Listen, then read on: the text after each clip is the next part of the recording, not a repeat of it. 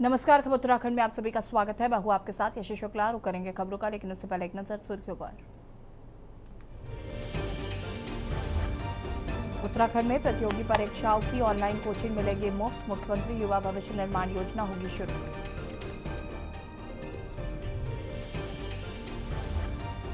उत्तराखंड में जनता के बीच जाकर एसआईआर की भ्रांतियां दूर करेंगे अधिकारी। शुरू हुआ शंका समाधान संवाद कार्यक्रम। नैनीताल से हल्द्वानी शिफ्ट होगा हाईकोर्ट। 30 हेक्टेयर जमीन पर बनेगा नया परिसर। उत्तराखंड सरकार ने दी मंजूरी।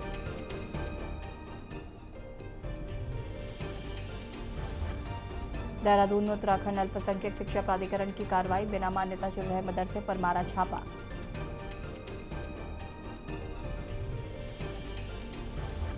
वन विभाग ने ग्रामीणों को जंगल में नहीं जाने की सलाह दी। वेंसर सेंचुरी में बंगाल टाइगर की दस्तक, लोग सहमे।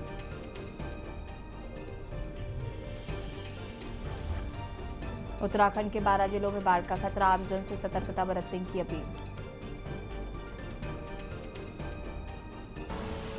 आप देख रहे हैं के न्यूज, खबरों का सारथी। उत्तराखंड में 2027 विधानसभा चुनाव से पहले सियासी सरगर्मियां तेज हो गई हैं। राष्ट्रीय नेताओं का प्रदेश दौरा जारी है। इसी क्रम में 8 अगस्त को कांग्रेस अध्यक्ष मल्लिकार्जुन खड़गे ने हल्द्वानी के रामलीला मैदान में जनसभा को संबोधित किया, लेकिन इस सभा के बाद अब एक नया विवाद खड़ा हो गया है। 11 अगस्त को कुछ हिंदू संगठन के कार्यकर्ताओं ने कांग्रेस की जनसभा वाले मंच की कथित तौर पर शुद्धिकरण किया। उनका आरोप था कि जिस मंच से खड़गे ने सनातन विरोधी भाषण दिया, उसे शुद्ध किया जाना जरूरी था। वीडियो सामने आते ही कांग्रेस और भाजपा के बीच तीखी बहस शुरू हो गई है। कांग्रेस प्रदेश अध्यक्ष गणेश गोंदियाल ने कहा कि 21वीं सदी में इस तरह की सोच मानवता को शर्मसार करती है। उन्होंने आरोप लगाया कि भाजपा के लोग कांग्रेस अध्यक्ष के दलित होने के कारण मंच का शुद्धिकरण कर रहे हैं।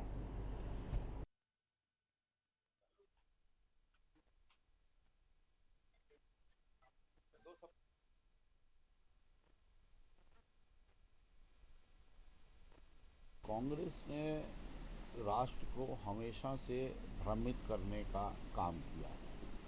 हम पुरातन समय से देखते आए हैं कि जब कभी बलपूर्वक या और किसी वजह से हमारे सनातन के हमारे लोग, हमारे भारतीय, जब उन्हें बलपूर्वक इस्लाम कबूल करवा लिया जाता था, तो कई बार समाज के अंदर ऐसे अनेकों समाज सुधारक हुए हैं जो उनकी घर वापसी का निरंतर प्रयास करते थे। और जब उनकी घर वापसी होती थी तो वो मंत्रोच्चारण के साथ शुद्धिकरण किया जाता। मुझे मुझे कल किसी सज्जन ने ये जानकारी दी और तब मैंने पता किया तो तब पता चला कि ये लोग भाजपा से जुड़े हुए लोग हैं और उन्होंने उस मंच पर उस मंच का शुद्धिकरण किया। असल में ये सब बातें मानवता को शर्मसार करती हैं। हमारे राष्ट्रीय अध्यक्ष जी का मनोबल, उनका आत्मबल, उनकी इज्जत इन सब बातों से ऊपर है। लेकिन ये भारतीय जनता पार्टी की सोच दिखाती है कि वो समाज के एक वर्ग के प्रति कितनी कुत्सित भावना रखते हैं।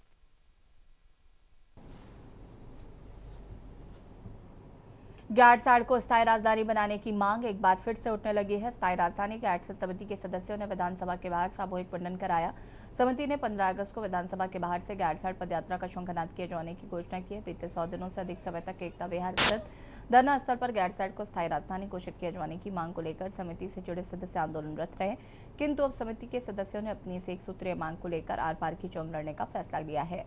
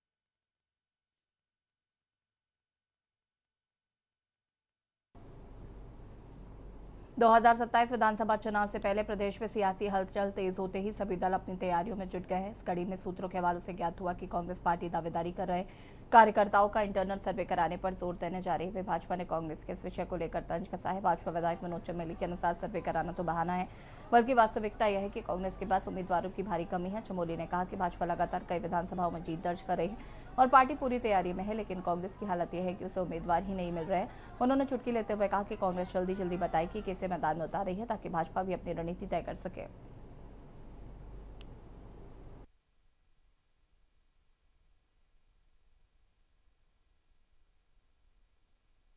देखिए, बहुत सारी विधानसभाएं ऐसी हैं जो हम लगातार जीत रहे हैं और आपने देखा उन विधानसभाओं में ये ठीक है, कांग्रेस कोशिश कर रही है, लेकिन वहाँ पर उम्मीदवार तक नहीं है। और हमारे लिए एक दिक्कत आ रही है, जब तक उम्मीदवार सामने ना आए लड़ेंगे किससे। हम कांग्रेस से जरूर लड़ रहे हैं, लेकिन कैंडिडेचर भी एक महत्व रखता है। अभी तक कैंडिडेचर ही स्पष्ट नहीं है, तो लड़ाई किससे लड़े, ये भी एक समस्या हो रही है। मैं तो कहता हूँ कांग्रेस जल्दी जल्दी बताए क्योंकि विधानसभा किसको लड़ाने जा रही है, ताकि उनका भी हम इंतजाम करें। देहरादून में लगातार हो रही मूसलाधार बारिश और मौसम विभाग के अलर्ट को देखते हुए पुलिस प्रशासन पूरी तरीके से अलर्ट मोड पर आ गया है। एसपी प्रबोध कुमार ने बताया कि जिले के सभी थानों और चौकियों को मुस्तैद रहने के निर्देश दिए गए हैं। निचले इलाकों, जलभराव वाले क्षेत्रों और नदियों के किनारे रहने वाले लोगों को चीता मोबाइल, लाउड स्पीकर और पब्लिक एड्रेस सिस्टम के माध्यम से लगातार जागरूक किया जा रहा है। सुरक्षित ऊंचे स्थानों पर जाने की अपील की जा रही है।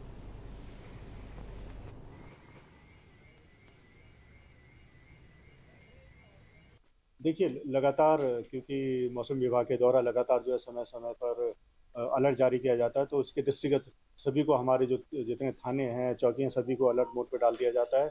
और लगातार ऐसी एरियाज जो कि जहाँ की लो लाइंग एरिया हैं, जहाँ जलभराव की समस्या उत्पन्न होती है, या जो नदी किनारे हैं, तो जहाँ वहाँ जो भी लोग रहते हैं, तो लगातार हमारे द्वारा अपने लाउड हेडर के माध्यम से हो गया, चीता मोबाइल के माध्यम से हो गया है, पब्लिक एड्रेस सिस्टम हो गया, लगातार वहाँ जा जाकर लगातार उनको आगाह किया जा रहा है, अवेयर किया जा रहा है। और अगर ऐसा लगता है कि भाई पानी ज़्यादा आने वाला है, तो लगातार उनको वहाँ से हट के अपने कोई ऊंचे वाले स्थान है तो वहाँ जाने के लिए उनको लगातार आग्रह किया जा रहा है। और कल एक जो कारगिल में जो घटना हुई थी, एक मकान उसमें ढह गया, तो तत्काल उसमें हमारी जो SDRF की टीम है, अग्निशमन और थाने की टीम है, तत्काल मौके पर पहुँचकर वहाँ पर राहत और बचाव कार्य। उत्तराखंड में सरकारी संस्थानों और आवासीय स्कूलों की व्यवस्थाओं पर एक बार फिर गंभीर सवाल खड़े हो गए हैं। जहां राजधानी देहरादून स्थित राष्ट्रीय दृष्टि दिव्यांगजन सशक्तिकरण संस्थान में अध्ययनरत दृष्टिबाधित छात्राओं ने संस्थान प्रबंधन पर लापरवाही के गंभीर आरोप लगाए हैं। वहीं प्रदेश के ही खटीमा के स्थित एकलव्य आवासीय विद्यालय में भी लापरवाही की खबर सामने आई। देखिए रिपोर्ट। दिव्यांगजनों के राष्ट्रीय स्तर के संस्थान में छात्रों का आंदोलन तेज होता दिख रहा है। हालांकि स्कूल प्रबंधन का मानना है सबको मना लिया गया है। यहाँ छात्रों ने अपनी लंबित मांगों को लेकर आंदोलन करते हुए साथ ही विभिन्न मांगों पर जल्द से जल्द कार्रवाई किए जाने की मांग कर रहे हैं। खास बात यह है कि इस तरह की तस्वीरें अन्य प्रदेश के स्कूलों से भी आती दिखाई दे रही है, जिसमें छात्र अपना अपना विरोध अपने तरीके से करते नजर आ रहे हैं। जिसमें देहरादून का NIBH हो या खटीमा का एकलव्य आवासीय कॉलेज जो अपनी मांगों को लेकर विरोध प्रदर्शन करता नजर आ रहा है, जिसको समझने की बात तो की जा रही है, लेकिन गहनता से इस मुद्दे को खत्म करने का कोई शायद प्रयास पूर्ण रूप से कोई नहीं कर पा रहा। ऐसे में विपक्षी दलों को भी सरकार को घेरने का मौका जरूर मिल गया है। हमने तो हर मांग के लिए एक डेडलाइन और टाइम पीरियड मांगा था, वो भी अच्छे तरीके से अभी तक नहीं मिला था। और अब उम्मीद हम ये करते हैं कि शायद हम लोग को ये जो मीटिंग हो रही है इसमें शायद हम लोग को मिल जाएगा हर चीज़ की डेडलाइन, क्या काम किस तरह पूरा हो जाए। हमारा कहने का मतलब हमारे उस मांगों में ये भी है कि सारी चीज़ें नहीं एकदम पूरी की जा सकती, लेकिन हमारा ये कहने का मतलब है कुछ मांगे तो शुरू मतलब हो जाए जो अभी उनके हाथ में है। और डेडलाइन तो एटलीस्ट हमें हर चीज़, ये सर डेडलाइन तो हर चीज़ की मिल ही सकती है ना हम लोगों को। जैसे कि सर हमारी सबसे पहली मांग ये थी कि स्थायी निदेशक, उस चीज़ का भी अभी तक हमें कोई वो नहीं मिला है जिससे हम कह सके कि हमारे स्थायी निदेशक है। अगर वो ग्राउंड लेवल पे हैं, इंस्टीट्यूट में रहेंगे, तो चीज़ों को ज़्यादा बेहतर तरीके से जान जाएंगे। खाना अच्छा नहीं बनता है इसलिए यहाँ पे बैठे हैं। ऊपर से लाइट नहीं आती है, जनरेटर चलता नहीं है, 15 मिनट चलेगा ना तो तेल खत्म, इतना ही रहता है। यहाँ पे सफाई नहीं है, वहाँ पे बिल्कुल गंदगी रख रखी है, ग्राउंड साफ नहीं है, गटर पीछे टूट रखा है, वो सुधर नहीं रहा है। और इन्वर्टर लगा रखे जब से इन्वर्टर और क्या परेशानी नहीं डाला तब चावल कच्चे चावल बना रहे हैं। तो इसको लेकर धरने पे बैठे हैं आप सब लोग, किसके खिलाफ? और प्रिंसिपल मैम को इतना बोलते हैं, मैम सुनती नहीं है। मैम के पास जाती है, मैम बाहर लेकर नहीं आती। इकोनॉमिक्स के टीचर के लिए गए थे, जाओ मुझे मैम कह रही है मैंने अपनी तरफ से पूरी कोशिश कर ली, तुम अपनी तरफ से लोकल वालों को ले आओ, पर डे का 700। इनकी जिम्मेदारी पे हम छोड़ते हैं सर बच्चों को। फिर सुनने में आया कि इनको ना टाइम से खाना मिलता है, खाना भी ऐसे बेकार मिलता है, बहुत ज़्यादा बेकार।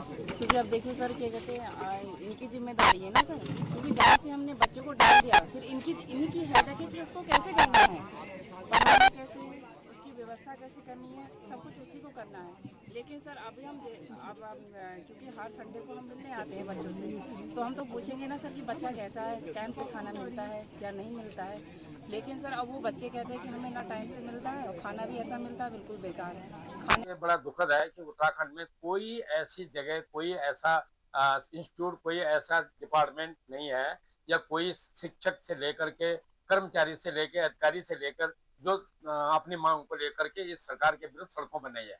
और इसी श्रृंखला में जब हम देख रहे हैं कि राजपुर में तो हमारा पौराणिक स्थित जो NIBH का जो स्कूल है, जो ब्लाइंड स्कूल है, उनके छात्रों ने जो आंदोलन किया है, उनकी मांगे बिल्कुल जायज हैं। धरातल पर देखने से वहां पर जो अनियमितताएं हैं वो बिल्कुल उजागर हो रही हैं, और वहां पर कई सालों से डायरेक्टर उनका अब नहीं है।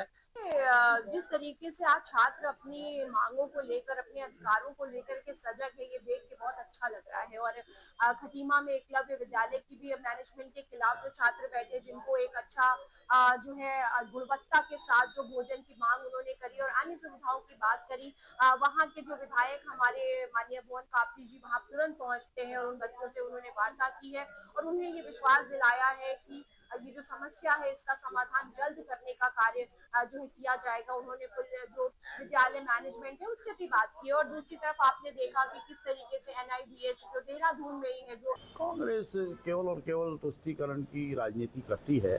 इन 5 वर्षों में ये जो मामला निकल कर सामने आया है, तो ऐसा ये अगर छोटा सा मामला है, लेकिन सरकार ने उतनी ही गंभीरता से उसे लिया और तुरंत कार्रवाई हुई है।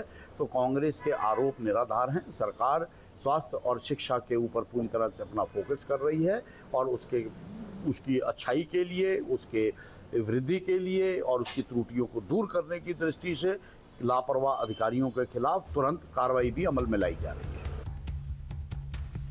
आपको बता दें कि NIBH देहरादून में स्थित केंद्र सरकार के अधीन है, जिस पर राज्य सरकार का कोई हस्तक्षेप नहीं है, जिसमें आज भी लगभग 300 से ज्यादा नेत्रहीन छात्र व छात्राएं बड़ी संख्या में शिक्षा दीक्षा प्राप्त करते हैं। ऐसे में केंद्र सरकार तक इनकी आवाज पहुंचाना मुश्किल हो रहा है। यही वजह है कि छात्रों को अपनी आवाज को उठाने के लिए इस तरह का विरोध प्रदर्शन करना पड़ा, जो आज तक के इतिहास में पहले संस्थान में देखने को शायद कभी नहीं मिला। वहीं दूसरी तस्वीर खटीमा से आई है, जिसको सबने हैरान कर दिया, जिस पर अब अन्य विपक्षी दलों ने भी इनकी आवाज को उठाने के लिए सरकार का विरोध शुरू किया है। लेकिन सवाल यह है कि संस्थान में पहले से मिलने वाली व्यवस्थाओं को किसके कहने पर बंद कर दिया गया, और ऐसा नहीं है तो छात्रों को अपनी जरूरत की शिक्षा व्यवस्था से जुड़ी सामग्री के साथ खाने की गुणवत्ता अब क्यों नहीं मिल पा रही है? क्या यह जिम्मेदारी NIBH की केंद्र सरकार तक ही सीमित है? क्या राज्य सरकार को अपने प्रदेश के बदहाल स्कूलों की व्यवस्था पर जोर नहीं डालना चाहिए? क्या सिस्टम इन छात्रों की आवाजों को सुनने के बाद भी समझ नहीं पा रहा है? और अगर ऐसा है तो ये सिस्टम और सरकार पर बड़ा सवाल खड़ा करता है। Uttarakhand desk report. और यहाँ रुकेंगे छोटे से ब्रेक के लिए, जो हाजिर होते हैं।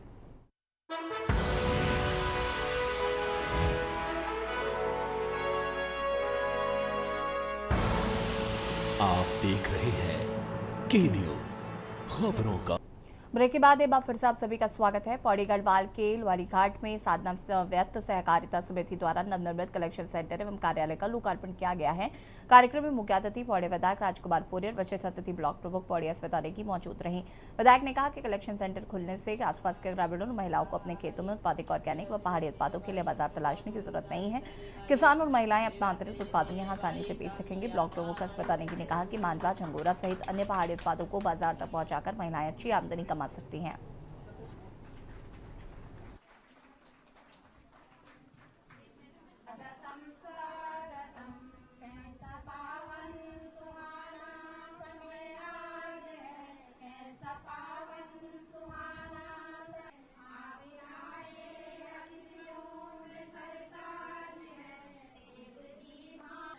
इस इसमें महिलाओं का ये फायदा है कि जो कि खेती में जो भी उनके सामान हो, दाल या कुछ भी चीज़ होगी वो यहाँ आ सकता है और यहाँ से बिक्री पैकेजिंग छटनी वगैरह करके बिक्री हो सकता है। और जो महिलाओं के लिए बाहर की चीज़ें जो कलेक्शन सेंटर में ला के उसको सस्ते दामों तक महिलाओं तक पहुँचाना, ये हमारा कलेक्शन सेंटर। और यहाँ पे कुछ स्टाफ भी मौजूद है और आगे स्टाफ भी लगेगा। वो भी आज हमारे पौड़ी विकासखंड के जो ल्वाली क्षेत्र है, गगवाटसी घाटी में जो आता है, हमारे ल्वाली में एक विपणन केंद्र यानी कि जो कलेक्शन सेंटर बनाया गया है। और इस सेंटर के माध्यम से जो हमारे यहाँ का जो महिलाएं हैं, जो गरीब वर्ग के लोग हैं, वह उनका जीवन सशक्त हो पाएगा और महिलाएं आत्मनिर्भर बन पाएंगी। जैसे कि पहले ये होता था, हम लोग खेती करते थे और जो हमारे ऑर्गेनिक प्रोडक्ट्स हैं, हमें उसके लिए सही बाजार और कीमत नहीं मिल पाता था। लेकिन आज की डेट में जब हम इसमें अच्छे से काम करेंगे एक समूह के माध्यम से, तो आज यहाँ पर CLF खुला है और आज मैं समझता हूँ कि अधिकारियों की तरफ से भी इसमें बहुत इंटरेस्ट लिया गया है और बड़े सहयोग के साथ उन्होंने महिलाओं को ये भवन यहाँ पर तैयार करके दिया है। और इससे जो है यहाँ लोकल जो उत्पाद है और लोकल उत्पाद के साथ साथ भी अन्य जो उत्पादन बाहर से भी ला के यहाँ पर उनका विपणन कर सकते हैं, ताकि इन लोगों की आर्थिक स्थिति मजबूत हो। और निश्चित रूप से लोगों ने जो है बड़े उत्साह के साथ आज यहाँ पर इस कार्यालय का उद्घाटन हुआ है और इससे जो है महिलाओं की आर्थिक स्थिति मजबूत। खबर विकासनगर से है, जहां पर कांग्रेस की चुनाव संचालन समिति की बैठक में प्रस्तावित विधानसभा चुनाव की तैयारियों का पर विमर्श हुआ। समिति के अध्यक्ष चक्राता विधायक प्रीतम सिंह व पूर्व कैबिनेट मंत्री नवप्रभात समेत स्थानीय पदाधिकारी मौजूद रहे। इस दौरान भाजपा से जुड़े व्यापारी नेता अंकित कंसल ने दर्जन भर से अधिक समर्थकों के साथ कांग्रेस की सदस्यता ली है। बैठक में बूथ स्तर पर संगठन की मजबूती और चुनावी तैयारियों का जायजा लिया गया।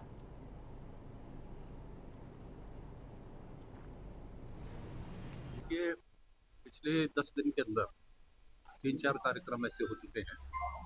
आज चूंकि एक ऐसे व्यक्तित्व ने कांग्रेस ज्वाइन की है जिसका विकासनगर शहर में अच्छा प्रभाव क्षेत्र है, मुझे पूरा विश्वास है कि उनके आने से कांग्रेस बहुत मजबूत है। देखिए, जब तक इनकी सरकार रहेगी ये आरोप प्रत्यारोप का दौर चलता रहेगा। ये सदन कभी नहीं चलाएंगे।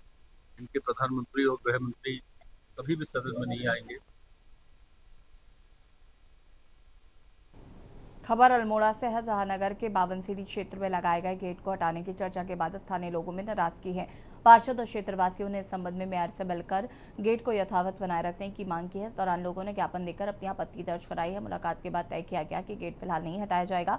गेट रोजाना सुबह 7 से शाम 7 बजे तक बंद रहेगा, जबकि अन्य समय जरूरत के अनुसार खोला जा सकेगा। फैसलों से क्षेत्रवासियों ने राहत की सांस लेते हुए नगर निगम प्रशासन का आभार जताया है।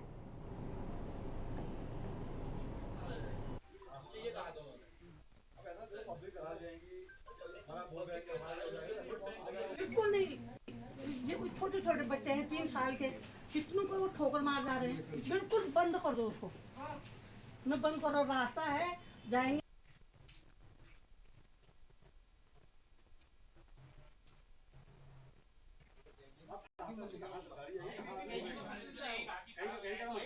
हम ये चाहते हैं कि क्या कहते हैं वो गेट अभी नहीं खुलना चाहिए, और अगर खुलना भी है तो इसका जो सुबह का टाइम है कि 7 बजे से शाम के 7 बजे तक खुलेगा।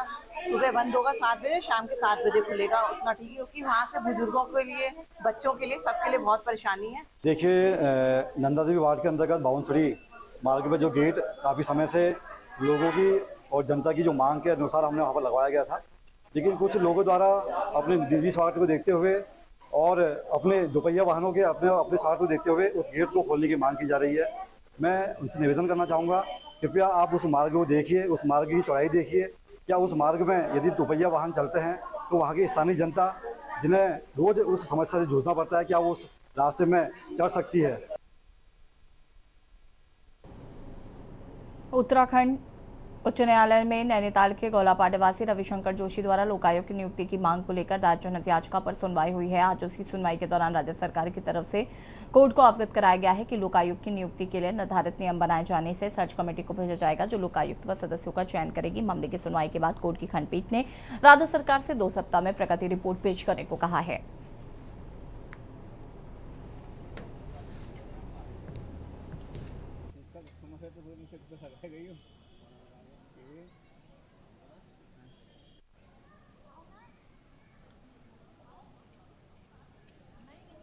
उत्तराखंड आज उपस्थित हुए थे, जिसके बाद कोर्ट ने उनसे रिपोर्ट मांगी थी। उस रिपोर्ट के अनुसार ये सामने आया कि अभी बीडी पांडे अस्पताल, Sushila Tiwari government medical college और साथ ही कई अन्य अस्पतालों में भारी पैमाने पर रिक्तियाँ हैं, जो कि ट्रांसफर्स के कारण भी हुई हैं और विशेषज्ञ चिकित्सकों को बड़ी आबादी के क्षेत्रों से हटा के ऐसी जगहों पर डाल दिया गया है जहाँ उनकी विशेषज्ञता के लिए अप्रेंटिस ही नहीं है।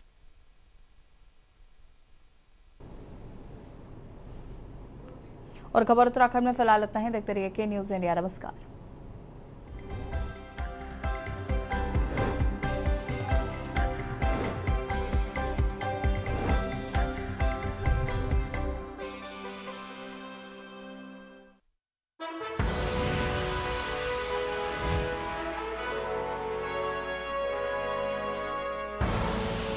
आप देख रहे हैं के न्यूज़, खबरों का